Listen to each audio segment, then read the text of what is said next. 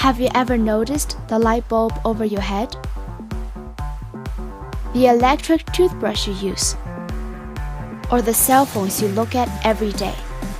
Behind all these daily necessities lies a secret that manipulated millions: consumerism.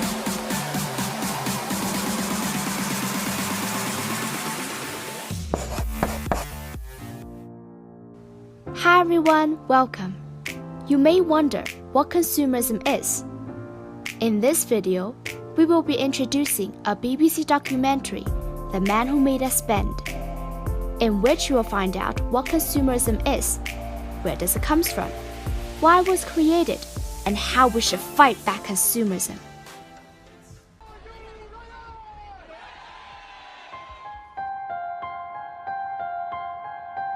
Back in 2013, when the iPhone 5S was first released, there were more than 3,000 people queuing in front of the Apple Store. Some of them had been waiting for hours or even days to get their hands on the latest iPhone. This may look like a concert, but it is the launch of a new gaming console, the Xbox One. Countless people are expecting. Many products enjoy such popularity when they are released. When we shop, we only noticed the good sides of the new product, but ignore the other side of this frenzy of shopping: waste.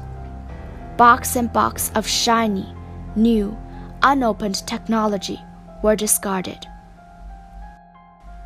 Why people keep buying and throwing away? Merchant strategy number 1: planned obsolescence. Planned obsolescence can be dated back a long time ago, and it all started with a light bulb. In Osram's lighting equipment company, Herger, a researcher, found some long-forgotten paper, allowing people to discover the secret of the light bulb industry. This agreement was presented and signed in the 1920s. This association was called the Phoebus Cartel. The purpose of this agreement was to increase profits by reducing the lifespan of the bulb and increasing its sales volume. When the lifespan of a bulb is reduced by half, people have to buy more, thus profits increase. Phoebus Cartel was ended during the war, but planned obsolescence is still widely used. Take printer for example. A built-in counter counts the pages. When it reaches 50,000 pages, the printer will say, "I'm empty." But when you reset the counter 3 times, it will work again. But the merchants were not happy about the result. They need people to be crazier. Now they face a new problem: how to shorten the waiting period for people to shop again. They need a new plan. Alfred P. Sloan, the boss of General Motors, was a key figure in changing that situation. Henry Ford, who previously controlled the car market, sold only one kind of car model, the Model T.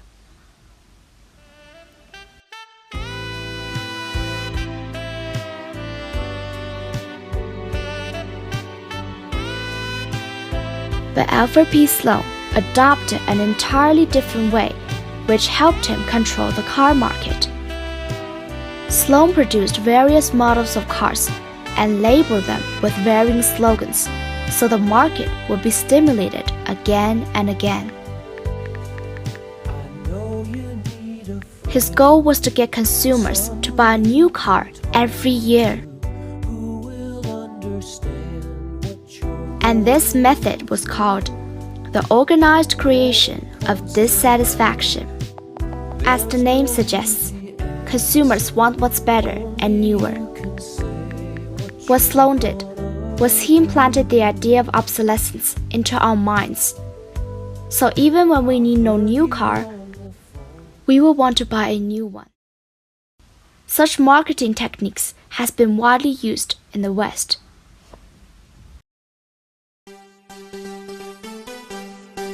Consumerism brought America prosperity.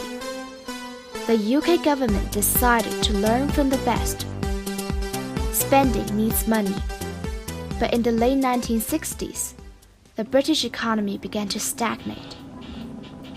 In the mid-1970s, the commodity price soared, but people's wages didn't catch up.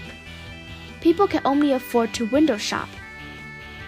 With the double stresses, strikes constantly occurred in 1974. The strike was not about survival, but for more money to consume more.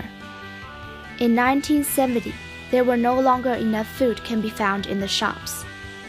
Britain in the 70s was like another country.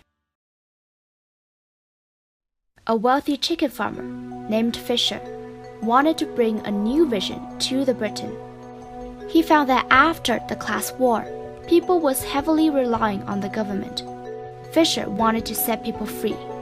He set up IEA in 1955. During the chaotic period, IEA's idea was taken up by Margaret Thatcher and her right-hand man, Keith Joseph. A man's right to work as he will, to spend what he earns, to own property, to have the state as servant and not as master. These are the British inheritance.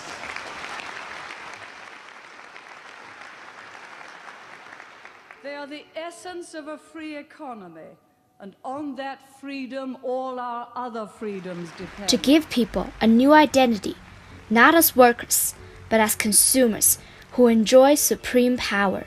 But shifting identity couldn't cut it.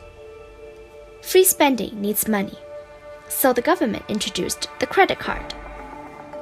One great advantage about credit cards is that even though you don't have enough earnings, you can still buy as much as you want and pay it back later. But credit card was only the first piece in the jigsaw. A man named Mike Riddle invented a computer program that allows factories to manufacture items with more styles, more efficiently, and cheaply. This program is called AutoCAD. Before CAD, products come in very similar containers. A straight cylinder, for example. But with CAD, different designs came easily. Consumers, on the other hand, want the best and newest product more frequently. That's why people keep buying and throwing away. And Swatch, a watch company, took a high-quality product that could last a lifetime and turned it into something that can be easily replaced in the 1980s. Swatch wanted people to buy at least one watch for each season, 4 watches a year. And with dashing styles, Swatch did it. It sold out 1 million watches in the first year, and by 1986, 12 million watches. Besides Swatch, IKEA, a furniture company, made an astonishing sales miracle by using the same strategy. IKEA was founded by Ingvar Kamprad in 1940, and in 1944, its global sales reached nearly 500 million a year. When IKEA first got to the US, Spike Jonze made an ad that said, "If you have sentimental attachments for an old lamp, you're crazy. Only the new ones are the best." The purpose of this advertisement is to deliver the message that the new is the best. Old means outdated and must be thrown away. After IKEA, companies copied that practice. That's why we see the frenzy scenes often, because people want to get the latest products as quick as possible. Scenes like this has become increasingly common in recent years.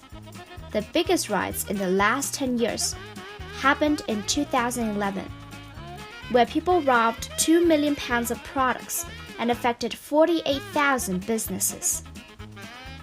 The most targeted stores of the 2011 riots give a good indication of the most desirable goods in modern Britain: the mobile phone.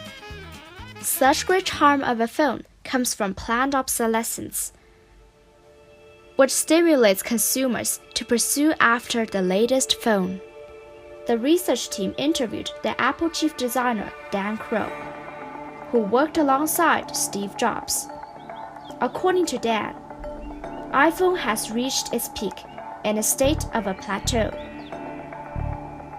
Although there are differences between each upgrade, such as finger sensors, there isn't any fundamental change. Do you think Apple is really producing something newer and better? Or merely driven by profits by providing teeny tiny upgrades? Some customers found that Apple deliberately makes their products easy to break. Some consumers try to fight back. Vlogger Casey Neistat, a YouTuber, bought an iPod. 18 months later, the battery was dead. He called the Apple Care number and was told that battery replacement was so expensive that he might as well buy a new iPod. He made a movie about it and posted it online. That was one action against Apple. iFixit is another company that found out about Apple's dirty tricks. iFixit noticed that Apple has installed brand new screws on the iPhone case so that people can't open the case and replace the battery. So iFixit invented a screwdriver to deal with this special type of screw. After opening up the case, they saw screws inside were the commonly seen ones. It was obvious that Apple wanted to set a barbed wire fence to stop people to change batteries. But what Apple tries to tell us is that they are using the most advanced technology to make the most beautiful, highest quality products, and that their products last longer than others. To learn more about whether Apple is running planned obsolescence, the team interviewed Apple's analyst Benedicta Evans. Evans, on the Apple payroll, wouldn't admit that Apple is making more money by deliberately making their products easily break down, and each upgrade doesn't really make that huge difference.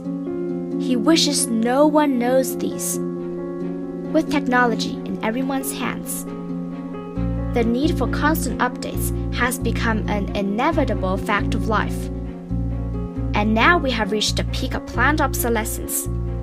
If manufacturers are to earn more money, they needed to keep coming up with new products to keep us spending. To sum up, consumerism is like a cage imprisons us. Spending has become an important part of our lives. We have blended into this world, not because we're manipulated, but because we chose to walk into it. As consumers, we have the right to decide how to spend our money. Are we capable to do so with reason? Yes. To spend our money reasonably, one can pause before shopping and ask yourself, is it a want or a need? Do I really need it or not? Here's some example. When a new iPhone comes out, oh, it's beautiful! I want it! But wait, my old phone is still working with no problems, so do I really need this one? No. Wow, IKEA's new furniture, so cool and pretty! I must have one. But wait, my apartment's cozy and I have enough furniture, so I can wait until the old one breaks. It may be a little difficult at first, but with practice, we gain more awareness of what we want, what we need. Eventually, we'll become rational consumers who buy only what we need and free from the manipulation of the consumerism. Thanks for watching.